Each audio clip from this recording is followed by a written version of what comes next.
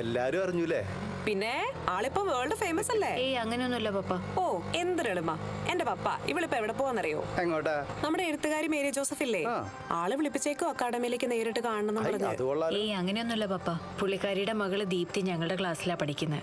അങ്ങനെ വിളിപ്പിച്ചതാ, അല്ലാണ്ട്. എന്നാലും അതാരാവോ അവിടെ എഴുതി വെച്ചിട്ടുണ്ടാവുക? അതറിയില്ല പപ്പ. എന്തായാലും കവിത വായിച്ച ആരാധന മൂത്ത ആരോ ആണ്.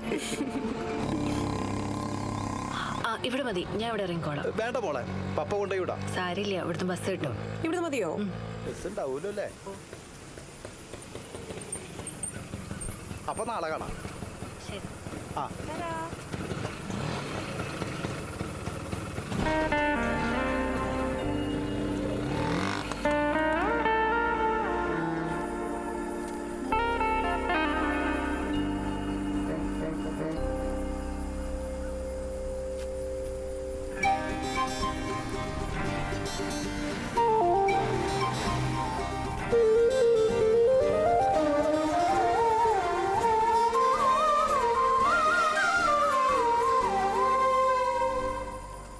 സഖാവ് എങ്ങോട്ടാ?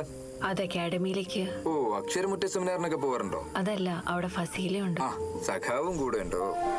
പിന്നെ കവിതയൊക്കെ ആളുകൾക്ക് ഇഷ്ടപ്പെട്ട സ്ഥിതിക്ക് എഴുത്തിനെ ഗംഭീരാക്കല്ലേ? കുറച്ച് മോശമായാലും പ്രചരിപ്പിക്കാനും പ്രശസ്തിയാക്കാനും ഒരു സംഘം തന്നെ കൂടെ ഉണ്ടല്ലോ. പിന്നെ ഞാനായിട്ട് എന്തിനാ കുറയ്ക്കുന്നത്? എന്നാലും ഇതിച്ചിരി കൂടി പോയി. എന്ത്? ആ, തന്നെ കണ്ട എന്തായാലും നന്നായി. ഞാൻ നോക്കി നടക്കായിരുന്നു. മറ്റുള്ളവർക്ക് വായിക്കാൻ കൊടുക്കാതെ മനസ്സിൽ ഒളിപ്പിച്ച കവിതകളൊക്കെ എഴുതാൻ ഇതാ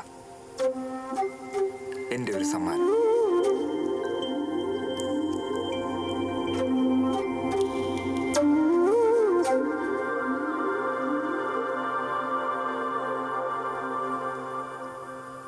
ഞാൻ എ സിയിലേക്കാ. സഖാവ് വരുന്നോ? Area committee office. താൻ വരണ്ടോ?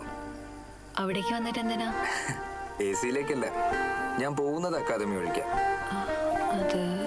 അല്ലെങ്കിൽ താൻ എ സിയിലേക്ക് വാ, ഒരു മെമ്പർഷിപ്പ് അങ്ങ് തരാം. അറിയപ്പെടുന്ന കവിയത്രിയല്ലേ? അയ്യോ അത് വേണ്ട, എനിക്ക് ചുവന്ന നിറം കാണുമ്പോഴേ ടെൻഷനാ. അതെന്താ? കണ്ടിട്ടില്ലേ ഈ അപകടത്തിനൊക്കെ ചുവന്ന സിഗ്നൽ വെക്കുന്നത്?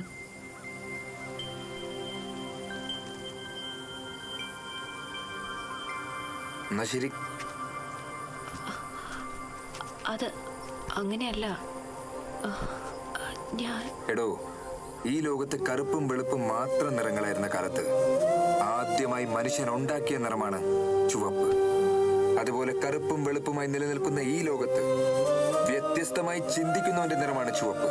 മറ്റുള്ളവർക്ക് അത് അപകടമായി തോന്നും. അയ്യോ, ഞാൻ അങ്ങനെ ഒന്നും ഉദ്ദേശിച്ചല്ല. കുഴപ്പമില്ലടോ. അല്ല, ഞാൻ കുഴപ്പമില്ലടോ. എന്നാ ഞാൻ പോട്ടെ. അപ്പൊ എന്നോട് കൂടെ പോരുന്നോ ചോദിച്ചതോ?